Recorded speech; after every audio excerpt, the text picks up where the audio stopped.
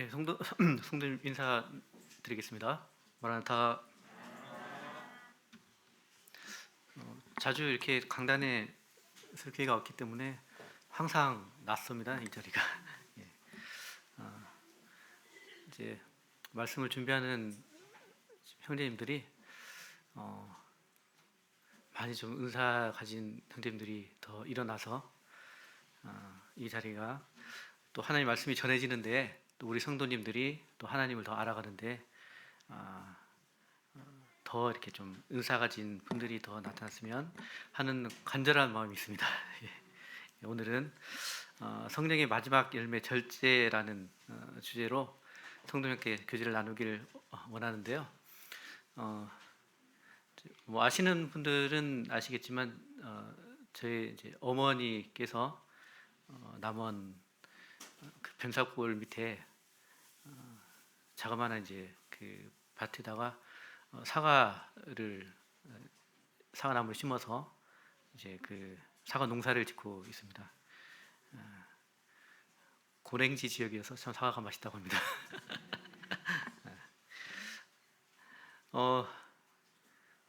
이제 어머니 혼자서 이게 농사를 짓다 보니까 이제 주말 되면 가끔씩 이제 제가 내려가서 좀 도와드려야 돼요.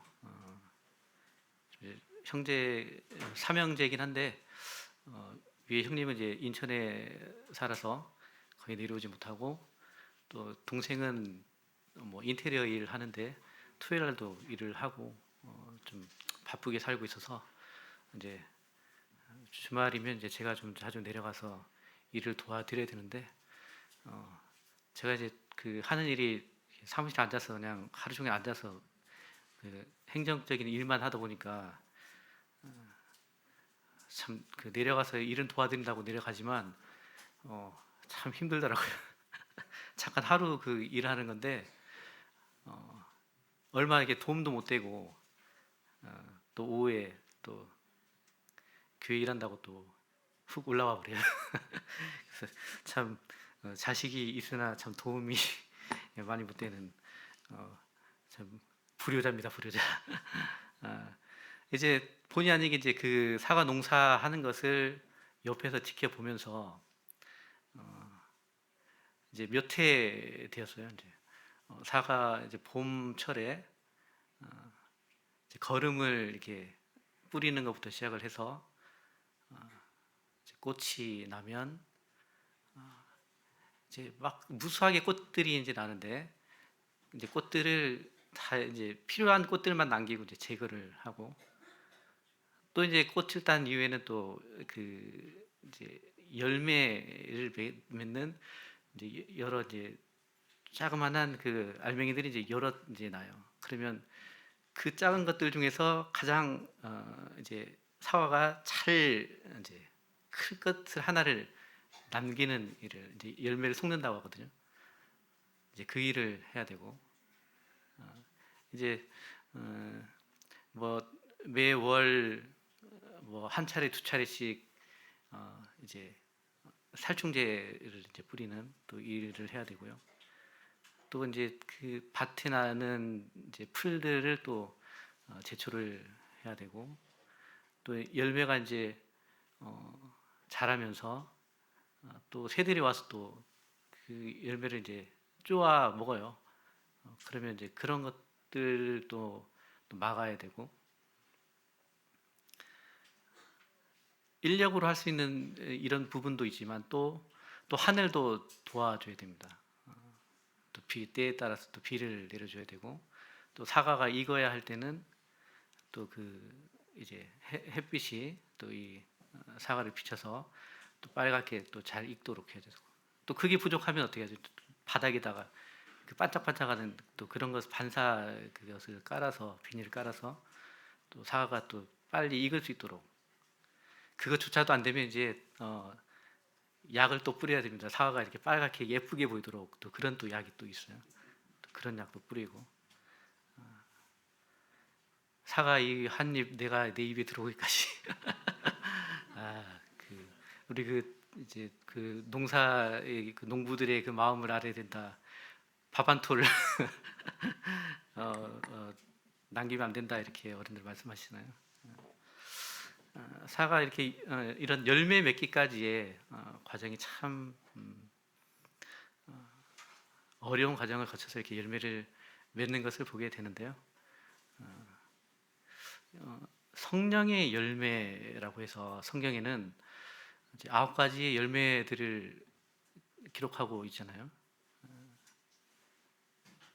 우리 성도님들은 이 9가지 열매 중에서 어떤 열매를 지금 맺고 계실까요? 이렇게 좀 보기 좋고 또 크고 또 먹음직스러운 사과에 비유하자면 어떤 열매를 성도님들은 지금 맺고 계실까요? 그런 사과가 이렇게 맺어진 과정을 봤을 때 이 성령의 열매를 맺는 것도 참 그냥 저절로 되진 않겠다라는 좀 생각이 들었습니다.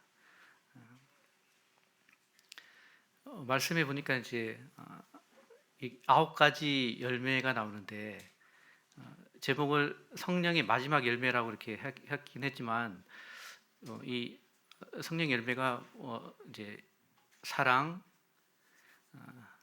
희락, 화평 이렇게 쭉 순서대로 해서 기록이 되어 있는데 기록된 대로 이렇게 열매 그 성령 열매가 그렇게 순서대로 맺어지지는 않죠. 그런 것 같습니다.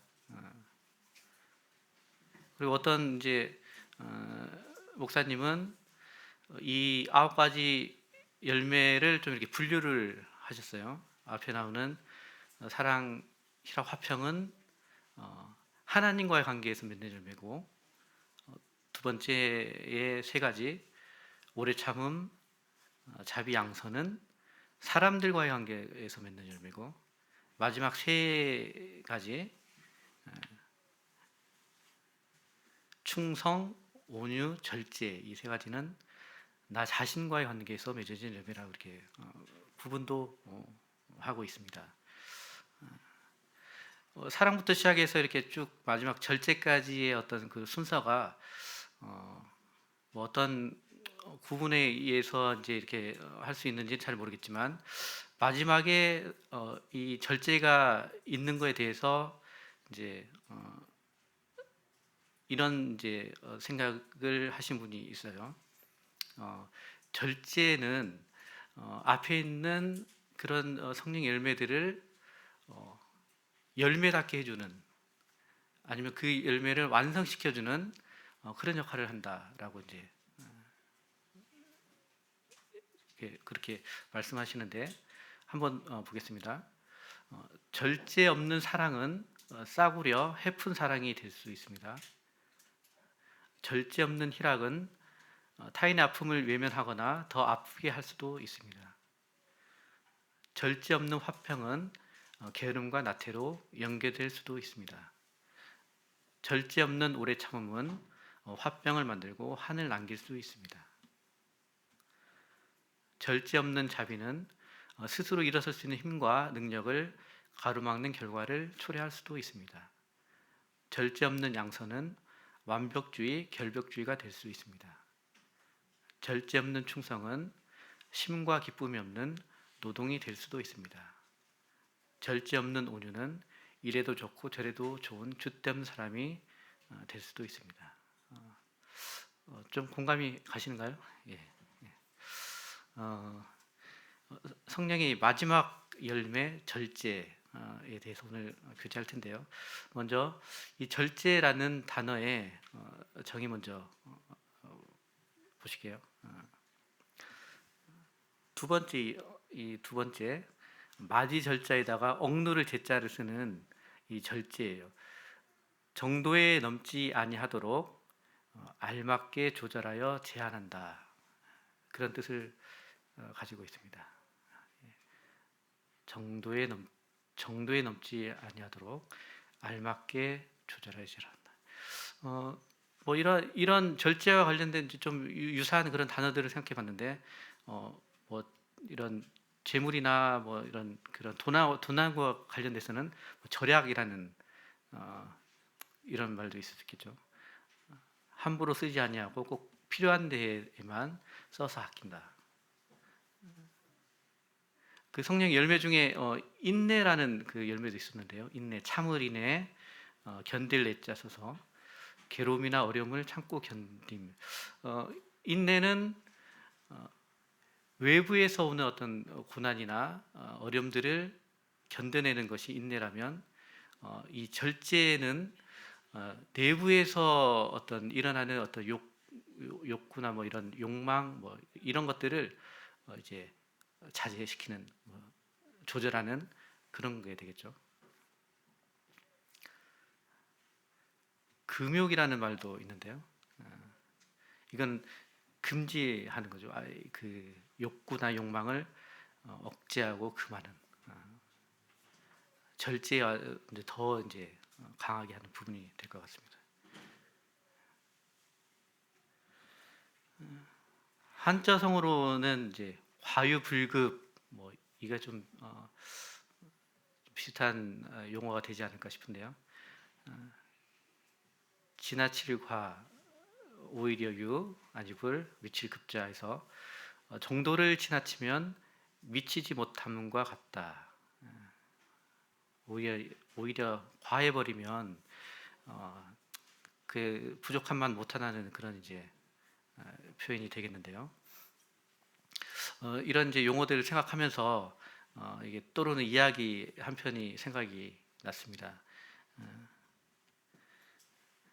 사람에게는 얼마만큼의 땅이 필요할까요? 라는 이제 톨스토이 그 작가 아시죠? 러시아 작가가 쓴 이제 단편 소설인데 잘 그 아시는 내용이에요.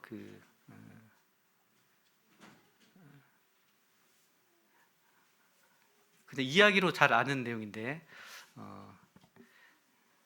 사람에게는 얼마만큼의 땅이 필요할까요? 이 질문에 혹시 답하실 수 있는 성도님 계실까요? 사람에게는 얼마만큼의 땅이 필요할까요? 이 단편 소설의 내용을 잠깐 좀 설명해 드리겠습니다. 러시아에 이제 그 바홈이라는 농부가 살고 있었는데 가난했어요. 그래서 100루블 정도의 약간의 돈을 가지고 땅을 사서 그 땅을 이제 농사짓는 농부인데, 그의 마음에는 항상 이렇게 저 사람들처럼 많은 땅을 가졌으면 좋겠다, 그런 마음이 있었습니다. 농사지을 땅만 있다면 뭐 악마도 무섭지 않다, 이제 이런 마음이 있었는데, 그 이야기를 악마가 듣고 이제 그를 시험을 하는 겁니다. 인근의 어디 마을에는 1000루블을 내면 자기가 원하는 만큼의 땅을 가질 수 있다는 거예요. 그 소식을 듣고 이제 가진 재산을 이제 다 털어서 1000루블을 모아서 이제 그 마을로 떠나서 이제 갔습니다. 이제 그 마을에 이제 이제 족장이 얘기하기를,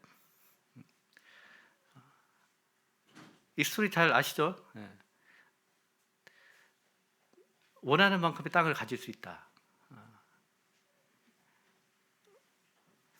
걸어가서 원하는 만큼의 구역에 자기 땅을 표시를 하고 돌아오라. 조건은 해가 지기 전까지 돌아와야 한다는 것이죠. 예. 그래서 이 바홈은 이제 떠났죠. 떠나서 이제 자기 땅을 이제 갖기 위해서 막 뜨거운 땡볕에서 이제 부지런히 걸어가서 이 사방에 자기 땅이라고 이제 표시를 이제 하는데,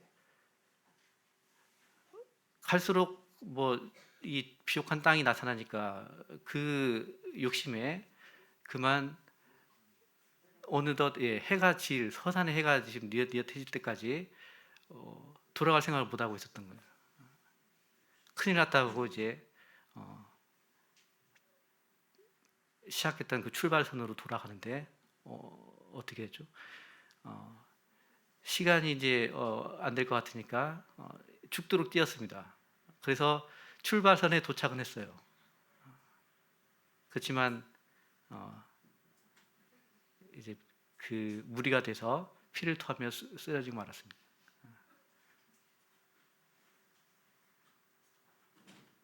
그가 필요한 땅은 얼마가 됐을까요? 이를 묻어줄 2m 정도의 땅이 필요했다는 겁니다. 그 인간의 어떤 뭐 욕심, 욕망 이런 것들을 절제하지 못하는 그런 모습들을 이제 교훈해주는 그런 이제 소설이 되겠는데요. 성경에는 이제 그 마지막 때의 모습이 또 이렇게 절제하지 못하는 그런 모습이 있다라고 또 이렇게 표현을 하고 있는데 디모데후서 3장 1절에서 5절에 마지막 때에 우리 인간들의 그런 모습들을 기록을 하고 있는데요. 한번 말씀을 한번 함께 읽어보도록 하실까요? 디모데후서 3장 1절에서 5절 말씀입니다. 함께 읽도록 하겠습니다. 시작. 너는 이것을 알라. 말세에 고통하는 때가 이르러 사람들이 자기를 사랑하며 돈을 사랑하며 자랑하며 교만하며 비방하며 부모를 거역하며 감사하지 아니하며 거룩하지 아니하며 무정하며 원통함을 풀지 아니하며 모함하며 절제하지 못하며 사나우며 선한 것을 좋아하지 아니하며 배신하며 조급하며 자만하며 쾌락을 사랑하기를 하나님 사랑하는 것보다 더하며 경건의 모양은 있으나 경건의 능력은 부인하니 이 같은 자들에게서 내가 돌아서라. 여러 가지 어떤 모습들 중에 절제하지 못하는 것도 이 마지막 때에 또 우리 한 인간의 한 모습인 것을 보여주고 있습니다. 우리나라는 이제 대대로 좀 어려운 이 과정들 역사를 보면 어려운 때를 지나왔잖아요. 유교를 거치고 그러니까 일제 침략 뭐 유교를 거치고 난 이후에 어떤 그 절약하고 뭐 아끼고 이렇게 이렇게 사는 모습을 어떤 미덕이라고 이렇게 생각하고 또 이렇게 가르쳤습니다. 그렇죠. 예. 그런데 이제 우리 나라가 정말 빠르게 급속도로 이제 경제가 성장을 하고 어느덧 뭐 선진국의 반열에 이제 오르게 되고 참 잘 사는 나라가 될 것 같습니다. 뭐 이제 우리가 이제 상대적인 빈곤 때문에 이제 잘 사는 사람들에 비해서 우리가 좀 힘들게 살고 이렇게 생각이 되긴 하지만 쭉 역사적으로 이렇게 쭉 살펴보면 지금 우리는 정말 굉장히 잘 먹고 잘 살고 있는 때를 지나고 있습니다. 이제 현대에 들어와서 나타나는 현상이 이제 예전에는 그런 절약 근검하는 그런 모습들을 이제 강조했다면 지금의 이제 세대는 그런 복잡하고 어려운 미래에는 신경 쓰지 말고 현재에 집중하자. 그 욜로라고 해서 You live only once. 한 번 사는 인생 젊으면 헛되이 하지 말자. 즐기자. 뭐 이런 주의가 지금 이제 만연해져 있는 것 같습니다. 또 소확행, 성도님들 이 단어의 뜻 아시는가요? 소소하지만 확실한 행복에서 줄여서 소확행이라고 하는데 그런 이제 현재 그런 행복을 이제 찾자 뭐 이런 이제 말이에요.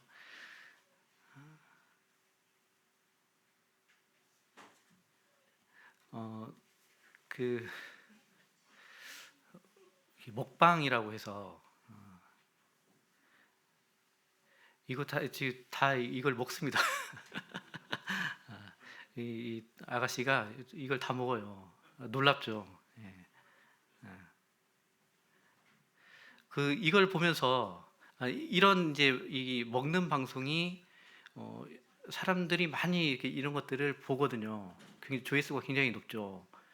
그런데 이것을 왜 볼까요? 이것을 대리만족.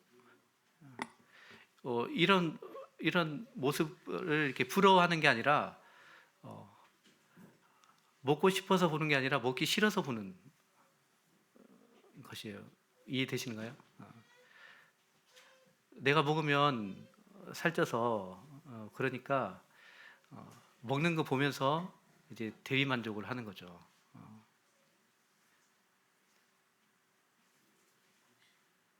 예,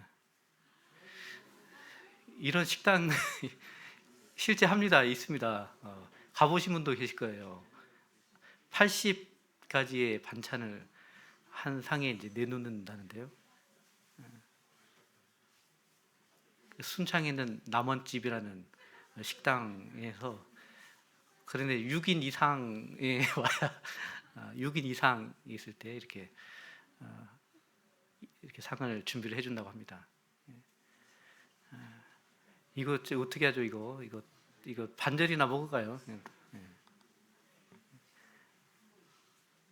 이거 벌 받는 것 같아요. 예. 어, 참 이렇게 많이 먹으면 돼지털을 먹는다라고 하죠. 소는 더 많이 먹는데 소처럼 먹는다라고 안 하고 돼지처럼 먹는다라고 하죠. 둘 다 많이 먹는데 돼지가 의문의 일패입니다. 돼지도 어, 위가 이제 한 70% 80% 차면 더 이상 안 먹는데요. 근데 그 사람들은 어쩌죠? 예, 토하면서 그 짜고 난 다음에 이렇게 표현 아시는 거죠? 너무 많이 먹어서 이게 배가 터질 것 같은데 그렇게 이렇게 먹고 소화 안 돼서 또 소화제 먹고 콜라 마시고 그게 참 인간들의 모습입니다. 돼지를 먹는다고 하면 안 되고 인간처럼 무절제하게 먹는다라고 이제 이야기해야 될 것 같아요. 그래서 이제 그런 비만으로 인해서 또 각종 질병도 생겨나고 그렇죠. 근데 이런 부분이 이제 어떤 이게 우리 몸 육적인 이런 부분에 해당한다면 어, 이제 이런 정신적인 부분에서도 동일한 또 모습을 볼 수가 있는데 저희 그 에베네스 소그룹에서 이제 같이 교제하고 있는 책이에요. 지혜 피라미드라는 책인데 정보 과잉 시대의 그리스도인을 위한 지혜의 토대 쌓기라고 합니다. 지금의 시대가 이제 정보 과잉 시대라고 해요. 너무나 많은 정보들이 넘쳐나서 정작 지혜를 찾기는 어려워진 시대, 그런 시대에 지금 저희가 살고 있습니다. 어, 뭐 SNS, 뭐 이런 인터넷, 뭐 이런 것을 통해서 무수히 많은 정보들을 듣게 되죠. 여기에는 뭐 꼭 그런 사실만 있는 것도 아니고 어, 우리가 굳이 안 알아도 되는 그런 정보들, 굳이 알려주지 않은 그런 정보들까지 우리는 알게 됩니다. Too much information에서 TMI라고 하는데요. 제가 설교하면서도 TMI가 좀 많죠.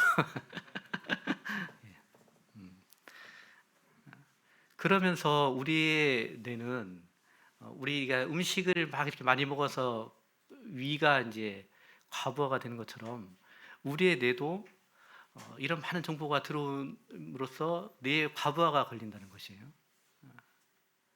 그래서 각종 이제 뇌와 관련된 그런 질환들을 겪게 되고 그런 부작용들을 겪게 됩니다.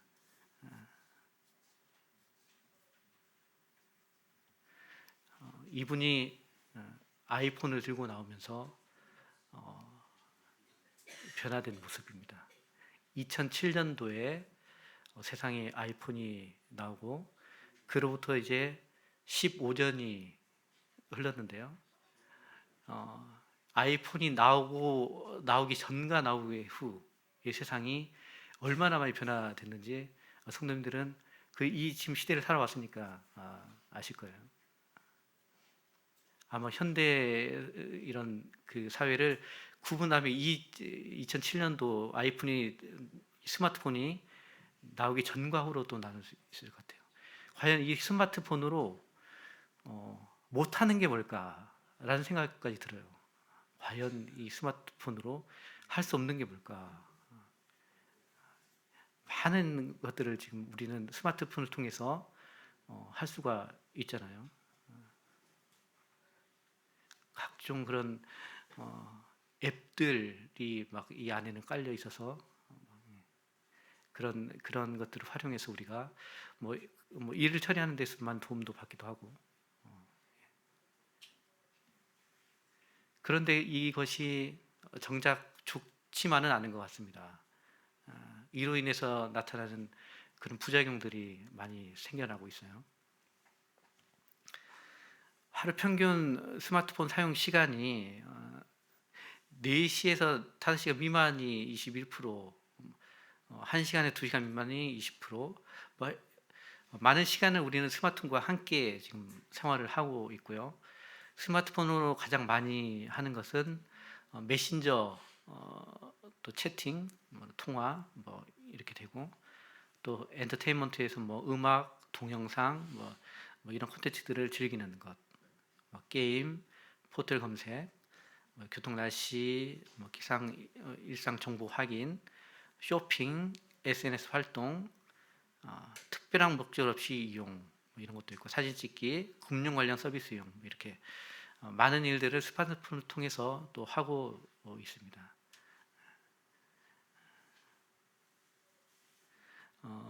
성도님들 이제 교회에 오시면 우리 아이들 이렇게 청소년 이하 이렇게 아이들 보면 이런 복도 같은 데서나 이렇게 스마트폰 보고 있는 우리 청소년 아이들 보기도 하잖아요. 거의 이제 중독되다시피 우리 청소년들이 이 스마트폰을 좀 사용을 하고 있습니다. 2019년도에 이 초등 4, 중등 1, 고등 1학년 청소년들 128명을 대상으로 이렇게 조사를 했는데 한 20만 명 정도가 과의존 위험금, 그러니까 거의 중독되어 있다는 것이에요.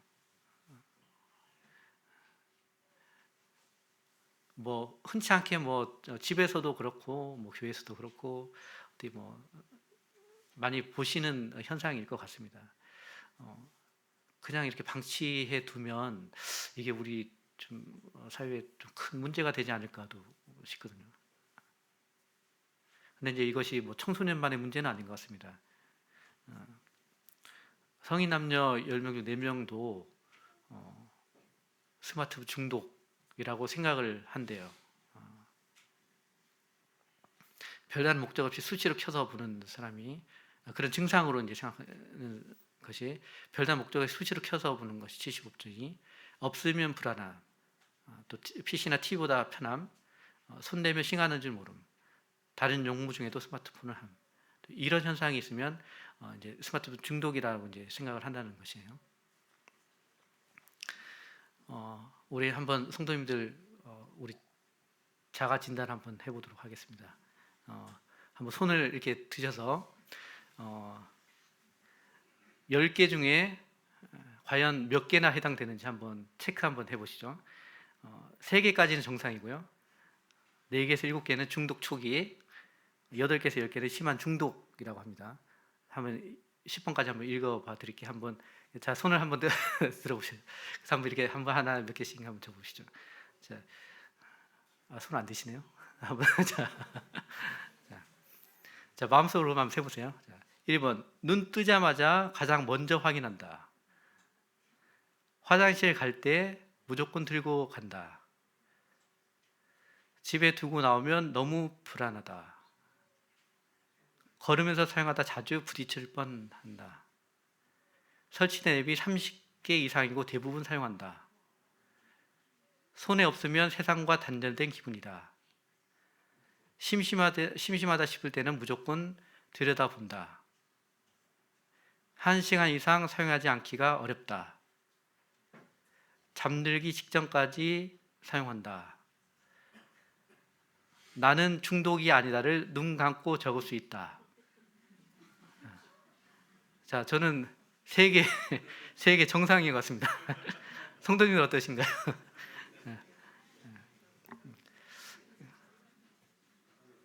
자, 또 테스트가 있는데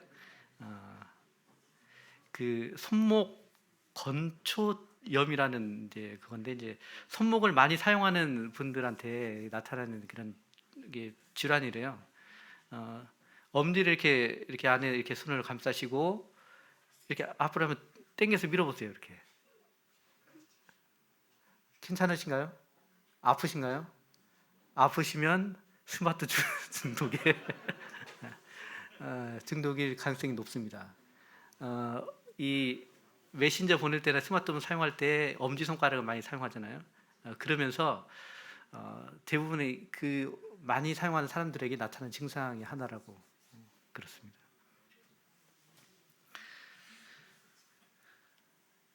소외 불안 증후군이라고 해서 포모 증후군인데요.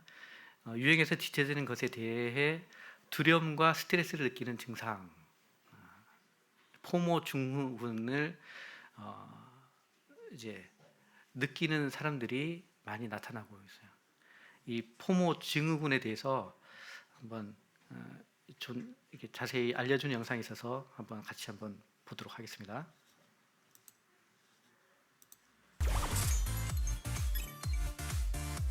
스마트폰으로 인스타그램이나 페북을 하다가 혹시 이런 생각해 보신 적 있나요?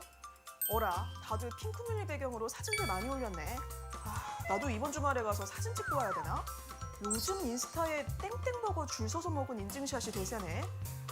나도 빨리 인증샷 찍어서 올려야 되는데 언제 가지? 이렇게 SNS를 보다가 나 혼자만 유행에 뒤처지고 있는 것 같아 불안을 느끼는 심리, 바로 포모 증후군이라고 합니다. 놓치는 것에 대한 두려움, Fear of Missing Out의 앞글자를 딴 건데요. 왜 홈쇼핑에서 매진, 임박 이런 글자가 보이면 갑자기 막 조바심이 나잖아요. 백화점에서 한정 수량을 봐도 마찬가지고요. 이렇게 원래 공급을 줄여서 구매를 유도하는 마케팅 용어였는데 이것이 점차 심리 용어로 쓰이게 된 거죠. 이런 포모 증후군이 심해지면 자신을 자꾸 타인과 비교하면서 삶의 만족도가 낮아집니다. 정도가 심해지면 세상 흐름에서 소외되지 않기 위해 매일 대부분의 시간을 스마트폰만 붙들고 살기도 하죠. 포모 증후군의 가장 좋은 대응책은 바로 조목, 놓치는 것을 아예 즐기자, 이런 자세입니다. 타인의 시선에서 벗어나 나 자신의 충만한 삶에 집중하자는 거죠. 만약 포모 증후군 탓에 스마트폰 과의존이 심해지면 한국정보화진흥원 스마트 쉼센터가 있다는 것 꼭 기억하세요. 예, 포모 증후군에 이어서 카페인 우울증이라는 또 신조어도 생겼습니다. SNS 행복 경쟁이 낳은 비극, 커피보다 무서운 카카오톡, 페이스북, 인스타 앞자를 따서 카페인 우울증. 예. 참 세상은 이제 이런 안 알아도 될 그런 정보들로 인해서 우리가 접하게 되면서 어떤 상대적인 또 그런 비교를 하게 되고 또 그로 인해서 또 그보다 못하는 그런 삶에 대해서 또 그런 또 우울증을 또 갖게 되고 또 세상은 이제 이렇게 돌아가는 것 같습니다. 절제하지 못하는 그런 지금 우리 현대 사회 모습들을 좀 살펴봤는데요. 이제 말씀에 따라서 우리가 어떻게 절제하는 그런 삶을 살 수 있을지 한번 알아보는 시간을 갖도록 좀 하겠습니다. 절제하기 위해 해야 할 일 해서 먼저는 목표를 세워라입니다. 목표를 세워라. 고린도전서 9장 25절에 말씀 있죠. 함께 한번 읽어보시도록 하겠습니다. 자, 시작. 이기기를 다투는 자마다 모든 일에 절제하나니 그들은 썩을 승리자의 관을 얻고자 하되 우리는 썩지 아니할 것을 얻고자 하노라. 우리 올림픽 대표가 되면 이제 목표인 이 대회에 나가서 메달을 획득하기 위해서 그들이 어떠한 훈련을 하는지, 또 어떤 몸무게 유지를 위해서 어떤 식단 이런 조절을 하는지 이런 것들은 제가 들어서 잘 알고 있습니다. 오직 그 목표를 위해서 모든 것을 참고 견디고 이제 절제하는 그런 과정들을 거치잖아요. 또 얼마 전에 이제 수능이 끝났는데요. 수능을 본 우리 고3 학생들은 이제 그 옛날에 이제 사당오락 이런 말 썼었는데요. 사당오락. 잠 줄여가면서 또 하고 싶은 것 참아가면서 오로지 공부에만 집중을 하잖아요. 수능 끝나면 하고 싶은 것, 다이어트 운동, 여행, 아르바이트, 머리하기, 이성 친구 만들기, 성형, 스포츠 바꾸기 이런 것들을 얼마나 하고 싶었을까요? 그런 것들 참아가면서 이 수능 시험이라는 이 목표 앞에서 절제하고 이렇게 그 기간들을 견뎌내는 것 같습니다. 자, 두 번째로 구별된 삶을 살라라는 것입니다. 레위기 19장 2절에 너희는 거룩하라 이는 나 여호와 너희 하나님이 거룩함이니라. 구별된 삶을 살아야 한다는 것을 다르게 표현하면 하나님의 자녀답게 하나님의 자녀의 정체성을 잊지 말고 살라는 것입니다. 우리가 세상과 떨어져 살 수는 없잖아요. 세상 안에서 그들과 외모는 같은 모습으로 살지라도 세상이 흘러가는 세상의 그 문화, 말씀과는 이 거역되는 그런 문화 안에서 우리는 그들과 방향을 바꿔서 말씀에 따라가는 그런 삶을 살아갈 때 우리는 절제할 수 있는 힘을 얻게 될 것입니다. 그리고 세 번째로 마음을 지켜라입니다. 잠언 16장 32절에 노하기를 더디하는 사람은 용사보다 낫고 자기의 마음을 다스리는 사람은 성을 점령한 사람보다 낫다 라고 말씀을 하십니다. 우리 성령의 열매가 맺는 곳이 우리의 마음이고요. 그 성령의 열매가 작동하는 것도 우리 마음 안에서 이루어집니다. 그래서 무릇 지킬만한 것보다 더욱 내 마음을 지키라고 이렇게 말씀을 하고 계십니다. 창세기에 보면 요셉이 그 주인의 아내인 보디발의 장군의 아내의 유혹을 받잖아요. 그래도 이 요셉도 20대의 청년의 그런 정욕이 있고 그런데도 이 마음을 지켰습니다. 그래서 그 정욕을 절제했죠. 이런 요셉의 마음을 볼 수가 있고요. 우리 다윗은 하나님과 마음이 합한 사람이라는 이렇게 평가도 있는 다윗 왕은 말년에 그 자기 부하의 아내 바세바를 이제 범하는 그런 또 잘못을 저지르죠. 자기 마음을 다스리지 못해서. 그래서 이 하나님께 회개하긴 했지만 그가 받은 또 심판은 그 집안에 또 칼부림이 나는 또 그런 심판을 받게 됩니다.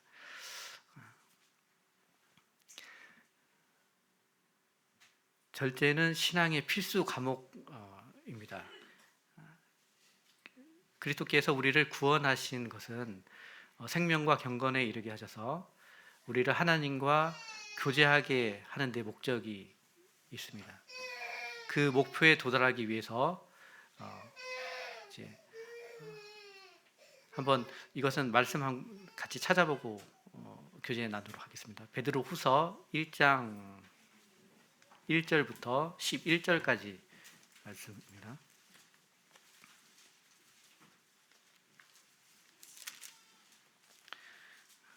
말씀을 찾으셨으면 형제님들 1절, 자매님 2절 이렇게 교독하도록 하겠습니다. 베드로후서 1장 1절부터 11절까지입니다. 자, 시작.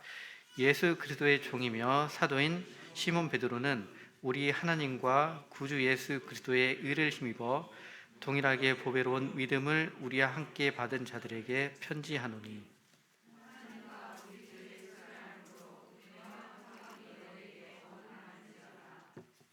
내 신기한 능력으로 생명과 경건에 속한 모든 것을 우리에게 주셨으니 이는 자기의 영광과 덕으로서 우리를 부르신 이를 알므로 말미암음이라.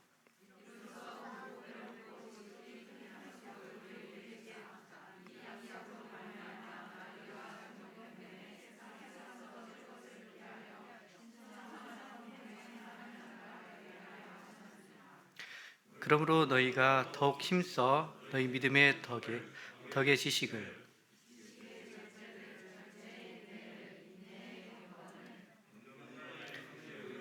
형제 위에 사랑을 더하라.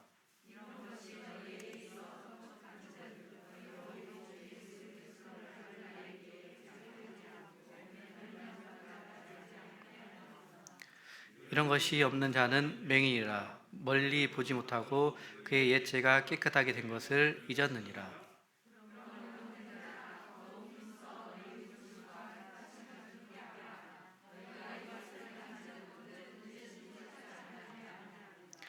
이같이 하면 우리 주 곧 구주 예수 그리스도의 영원한 나라에 들어감을 넉넉히 너희에게 주시리라. 예. 8절에 보니까 이런 것이 너에게 있어 흡족한즉 너희로 우리 주 예수 그리스도를 알기에 게으르지 않고 열매 없는 자가 되지 않게 하신다고 하셨습니다.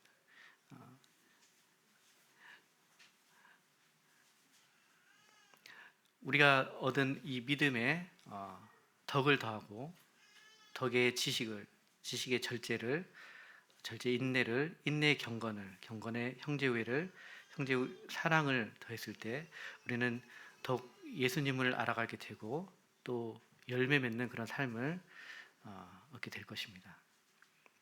디모데후서 1장 7절 말씀에 하나님께서는 우리에게 두려워하는 마음을 주신 것이 아니라 능력과 사랑과 절제하는 마음을 주셨다고 하고 말씀하고 계십니다. 성령의 열매는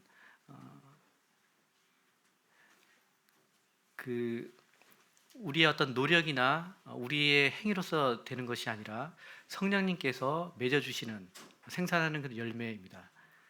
누군가 절제했다면 자신이 스스로 절제한 것처럼 보일지라도 그것은 성령의 다스림과 성령의 인도하심에 순종하고 헌신한 결과이고요. 성령님 우리 가운데 충만하셔서 나를 가르치시고 훈련시키고 변화시키실 때 우리는 이 절제의 열매를 맺게 되는 것입니다. 그래서 우리는 성령님이 우리의 욕망을 다스려 주시기를 위해서 기도해야 하고요. 그래서 이 물질 문명의 독소, 이런 정보 과잉 시대에 나타나는 이런 부작용들, 이런 사회 속에서 절제를 통한 바른 삶을 이루며 또 경건한 신앙인의 자세를 또 우리 기존 성도님들이 같이 나갈 수 있을 거라 생각이 듭니다. 이상으로 말씀 교제 마치겠습니다. 감사합니다.